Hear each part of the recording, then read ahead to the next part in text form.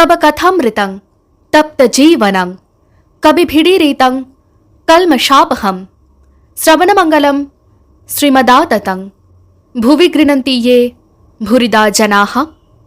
শ্রী শ্রী রামকৃষ্ণ কথামৃত। ঠাকুর শ্রী রামকৃষ্ণ দক্ষিণেশ্বর মন্দিরে ভক্ত সঙ্গে। দশম পরিচ্ছেদ, 1884, 2রা ফেব্রুয়ারি।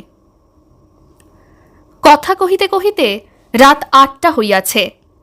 ঠাকুর শ্রী রামকৃষ্ণ মহিমাচরণকে শাস্ত্র হইতে কিছু স্তবাদি শুনাইতে বলিলেন। মহিমাচরণ একখানি বই লইয়া উত্তর গীতার প্রথমেই পরব্রহ্ম সম্বন্ধীয় যে শ্লোক তাহা শুনাইতেছেন। यदेकं निष्कलं ब्रह्म व्योमातीतं निरञ्जनम् अप्रतर्क्यं विज्ञेयं विनाशोत्पत्ति वर्जितम्। ক্রমে তৃতীয় অধ্যায়ের 7ম শ্লোক পড়িতেছেন। অগ্নির্দেব দ্বিজাতীনাং মুনীনাং হৃদি দৈবতম প্রতিমা স্বল্পবুদ্ধিনাং সর্বত্র সমদর্শিনাম। অর্থাৎ ব্রাহ্মণদিগের দেবতা অগ্নি, মুনিদিগের দেবতা হৃদয় মধ্যে, স্বল্পবুদ্ধি মনুষ্যদের প্রতিমাই দেবতা, আর সমদর্শী মহাযোগীদিগের দেবতা সর্বত্রই আছেন।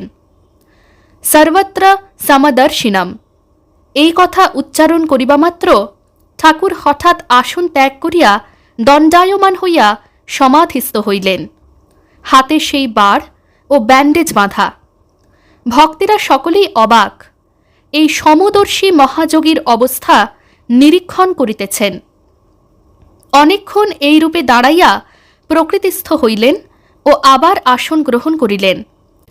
মহিমাচরণকে এইবার সেই হরিভক্তির শ্লোক আবৃত্তি করিতে বলিলেন। মহিমা নারদ পঞ্চরাত্র হইতে আবৃত্তি করিতেছেন।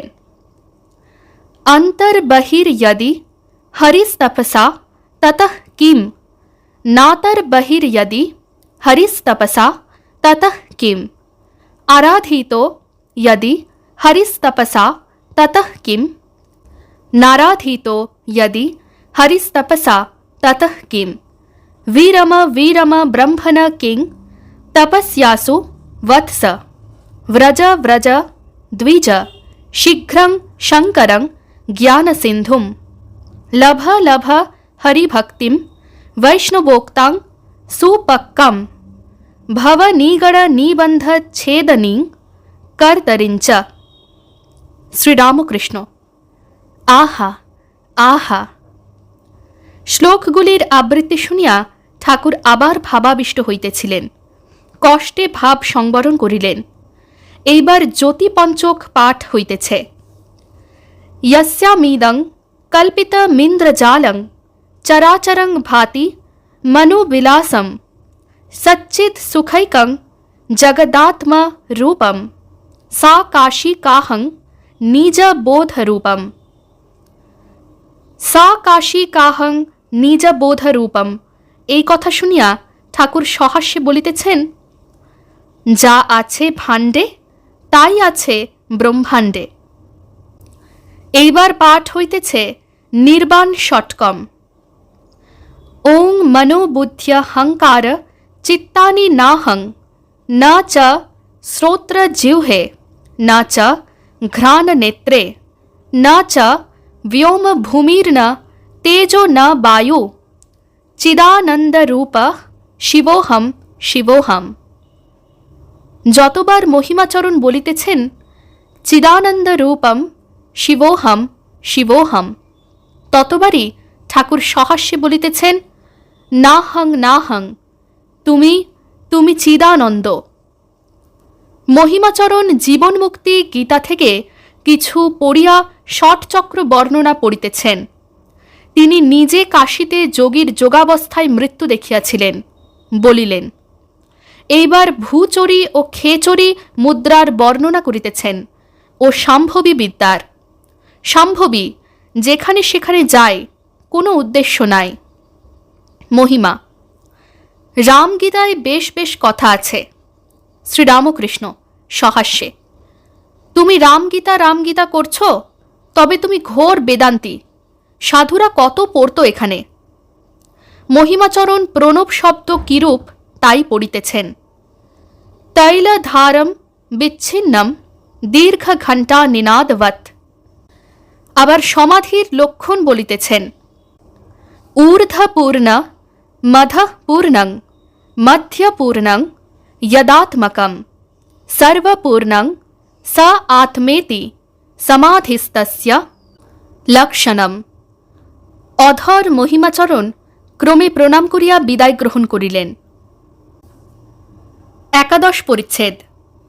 পরদিন রবিবার ৩রা ফেব্রুয়ারি ১৮৮৪ খ্রিস্টাব্দ, ২১শে মাঘ ১২৯০ সাল, মাঘ শুক্লা সপ্তমী। মধ্যাহ্নে সেবার পর ঠাকুর নিজাসনে বসিয়া আছেন। কলিকাতা হইতে রাম, সুরেন্দ্র প্রভৃতি ভক্তেরা তাহার অসুখ শুনিয়া চিন্তিত হইয়া আসিয়াছেন।